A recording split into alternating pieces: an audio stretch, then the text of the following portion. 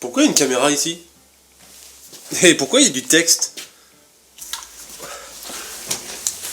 Bon, salut à tous. Aujourd'hui, on va baragouiner d'adverbes. Tu peux te barrer s'il te plaît? Mais oui, bien sûr.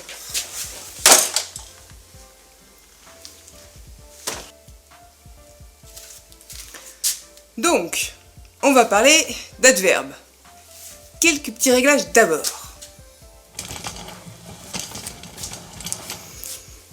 Ah, on est quand même mieux entre nous. Donc bonjour et bienvenue sur ma chaîne Le Français Facilement.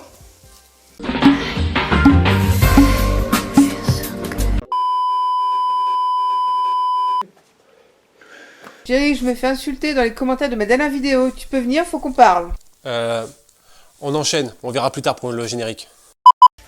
Donc, les adverbes, ce sont des mots invariables. Pour la plupart en tout cas. Sinon, ce serait pas français. Les adverbes servent à modifier ou à préciser le sens d'autres mots. Les adverbes et les locutions adverbiales, c'est-à-dire plusieurs mots comme adverbe, par exemple à toute vitesse, ça va être une locution adverbiale. Donc, commençons par modifier le sens d'un verbe. Exemple, elle marche curieusement. L'adverbe va avoir une fonction de complément circonstanciel, de temps, de lieu, de manière ou autre. On développera ça après. Par contre, il ne sera pas introduit par une préposition. Et bien qu'il soit déplaçable par rapport au verbe, il sera quand même situé le plus souvent après ce dernier. Exemple, il court rapidement dans les rues. Et bien là, si on veut insister particulièrement sur la rapidité, on va déplacer l'adverbe au début ou à la fin de la phrase. Ce qui va donner rapidement, il court dans les rues, ou encore, il court dans les rues rapidement. Certaines fois, en éloignant l'adverbe du verbe, on modifie bien sûr le verbe, forcément, mais aussi le sens de la phrase. Exemple, la porte grinça curieusement. Donc là, ça veut dire que c'est le grincement qui est curieux. Et si on dit curieusement, la porte grinça, là, c'est le fait que la porte grince qui est curieux. Donc c'est plus le même sens. Par contre, faites attention. Quand un verbe est conjugué à un temps composé, l'adverbe va se placer entre l'auxiliaire et le participe passé. Exemple. Il a peut-être trop mangé. Oui. Un adverbe peut modifier le sens d'un adjectif. Exemple. Elle va très lentement. Là, on va surtout retrouver des adverbes de qualité ou d'intensité. Exemple. Elle avait besoin d'une petite robe. On dira, elle avait besoin d'une très petite robe. L'adverbe est presque toujours placé devant l'adjectif. Exemple. Un très gros chien. Ou un chien très gros. L'adverbe reste quand même devant l'adjectif. Si on déplace l'adjectif dans la phrase, l'adverbe va le suivre. Toujours en restant devant. Ils ne sont jamais séparés. Ensuite, un adverbe peut aussi modifier un autre adverbe. Exemple. Ce thé est beaucoup trop chaud. Là, c'est comme pour l'adjectif. L'adverbe va rester devant l'autre adverbe et jamais séparé. Exemple. Le train, très rapidement, traversait les paysages. Très rapidement, le train traversait les paysages. Ils restent ensemble. Et très est toujours resté devant rapidement. Un adverbe peut aussi modifier le sens d'une proposition. Exemple. Malheureusement, il a réussi. Là, du coup, ce sera pour le sens global, le sens de la phrase. C'est l'idée générale qui est modifiée. Alors, je vous propose un classement des adverbes selon leur sens. Commençons avec les adverbes de manière. Ils vont remplacer les compléments de manière. Magistral. Ou alors, ils vont modifier le sens de l'action exprimée par le verbe. Ce sont les plus nombreux pour exprimer comment ou dans quel ordre. Donc, on va trouver bien, mal, mieux, aussi, vite, plutôt, juste, quasi, même, faux, clair, de bon gré, à gauche, à toute vitesse, ainsi, autant, comme, comment, ensemble, exprès, pourquoi, surtout, volontiers, quasiment. Et bien sûr, tous ceux à qui on va penser en premier qui vont se terminer par ment. Lentement, heureusement, bizarrement, gentiment, maladroitement, infiniment, éperdument, clairement, aléatoirement, artisanalement, aveuglément, précisément, imprudemment, violemment, couramment, méchamment, absolument, crûment, goulûment, bêtement, diablement, assidûment, etc., etc. Ensuite, les adverbes de lieu. Bon, en toute logique, c'est ceux qui vont répondre à la question où. Magistral. Et du coup, ils vont avoir le sens d'un complément de lieu. Alors, premier sens, le lieu où on est, ou bien celui où on va. Là, où, ici, ailleurs, à droite, à gauche, dedans, derrière, dessous, dessus, dehors, dedans, quelque part, partout, ailleurs, alentour, après, avant, contre, loin, près, vis-à-vis, d'où, d'ici, de là, de partout, d'ailleurs, de derrière, en, etc., etc. et aussi le sens de par où l'on passe. Par où, par ici, par là, etc., etc. L'adverbe voici est pour ce qui est rapproché ou pour ce qui suit. Voici, suit. Alors que voilà, ça va être pour tout ce qui va être éloigné, mais aussi ce qui précède. Exemple, voilà qui est bien dit. Donc ce qui dit avant. Les adverbes de temps. Donc là, c'est la question quand, Magistral. pendant combien de temps, depuis combien de temps, mais aussi pour donner l'ordre des événements. Alors, antérieurement, après, aujourd'hui, auparavant, aussitôt, autrefois, avant, bientôt, cependant, déjà, demain, depuis, désormais, enfin, ensuite, hier, jadis, jamais, longtemps, lors, maintenant, naguère, parfois, postérieurement, puis, quand, quelquefois, sitôt, soudain, souvent, sur ces entrefaites, sur le champ, tantôt, tard, tôt, toujours, tout à coup, tout à l'heure, tout de suite, ultérieurement, de temps en temps, fréquemment, de nouveau, dès lors, etc., etc. Par contre, on peut leur rajouter un superlatif ou un comparatif. Souvent, on peut utiliser moins souvent, très souvent, plus souvent. Les adverbes de quantité et d'intensité. Donc là, c'est pour savoir combien, dans quelle mesure, quel degré, quelle quantité. Exemple, son mal est plus grave qu'on ne pensait. Donc on va trouver à demi, à moitié, assez, aussi, tant, à peine, à peu près, peu, très, beaucoup, bien, combien, comme, davantage, encore, fort, si, tant, entièrement, environ, force, guère, même, moins, plus, presque, quasi, que, quelque, si, tellement, tout, trop.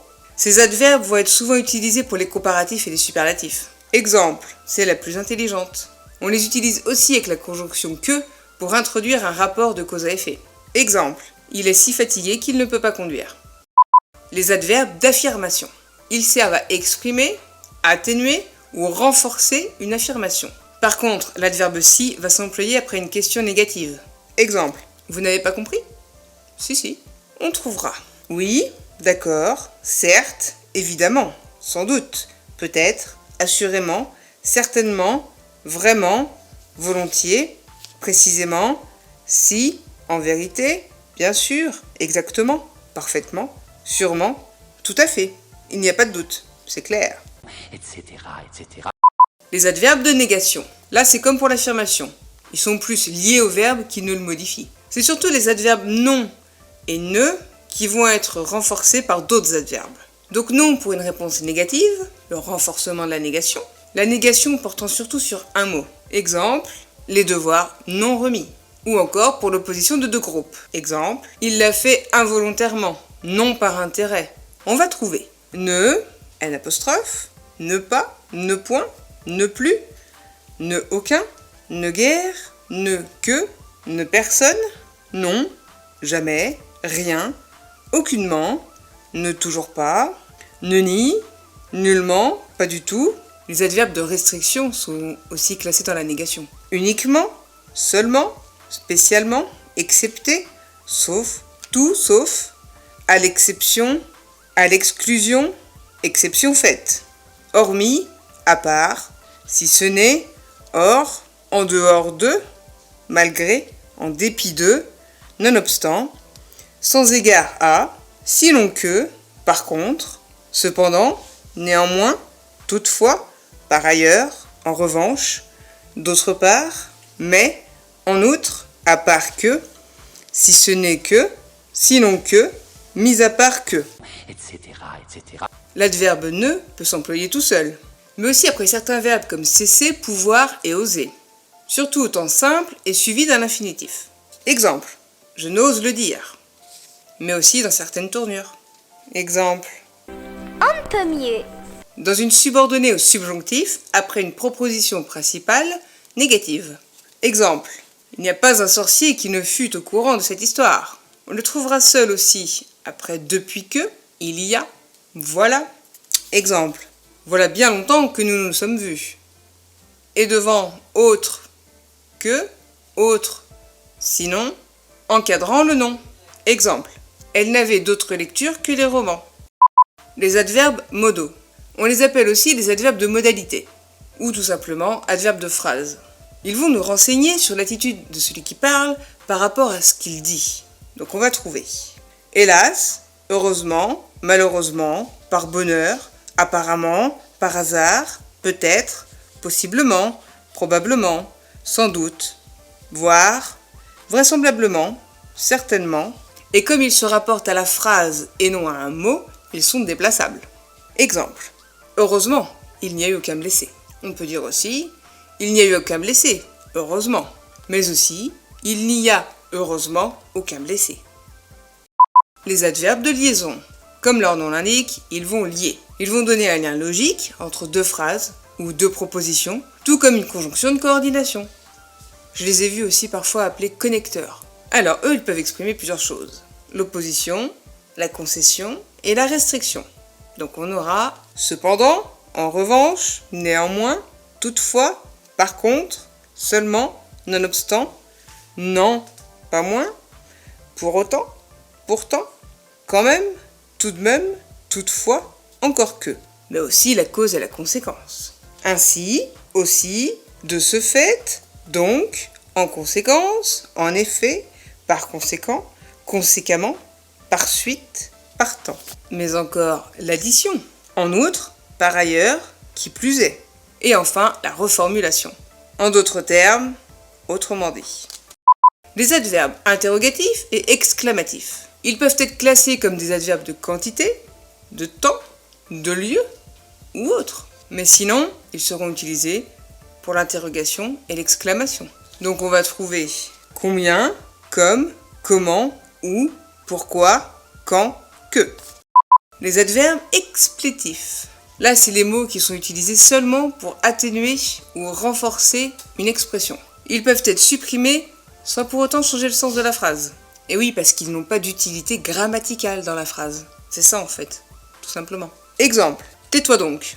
Regarde-moi ce désordre. Alors, les principaux sont ne, bien, donc, là, un peu, une fois, ça c'est un petit cadeau pour nos amis belges, seulement, voir, déjà, encore.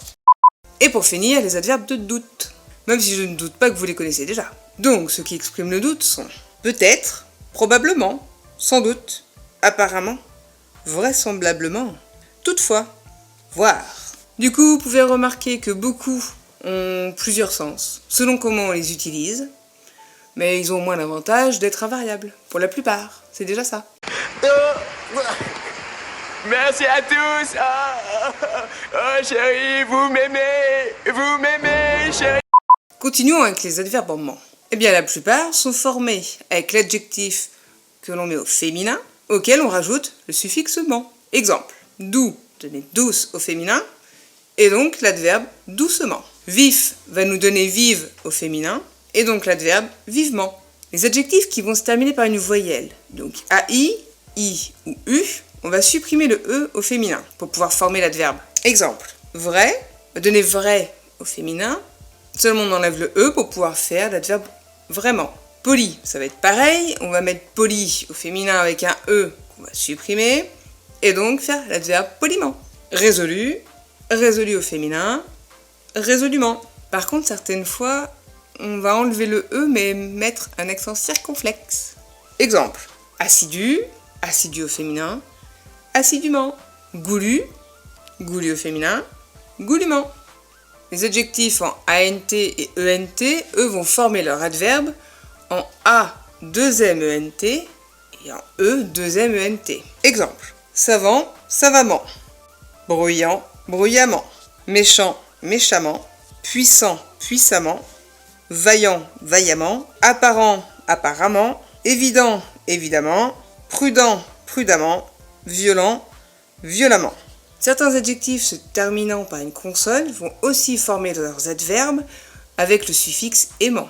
Attention. Exemple. Précis, précisément, profond, profondément.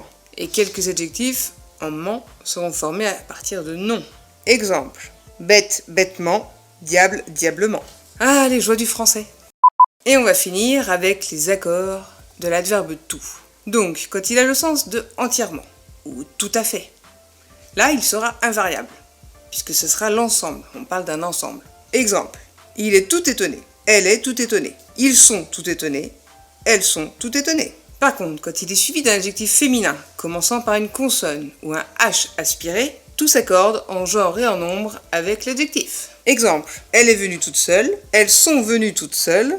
Il a les mains toutes grasses. Il a les mains toutes abîmées. Elle est toute heureuse. Elle est toute attendrie. Et pour finir, le petit adverbe plutôt qui souffre aussi souvent. En un seul mot, il veut dire de préférence. Exemple, je prendrai plutôt de la tarte. Et en deux mots, c'est le contraire de plus tard. Exemple, il faudra partir plus tôt pour arriver avant la cérémonie. Il faudra partir plus tard pour arriver après la cérémonie. Voilà. J'espère que je vous ai pas trop ennuyé. N'hésitez pas à liker, partager, mettez un petit commentaire, une question. Je suis là pour répondre. Bonne journée, à la prochaine.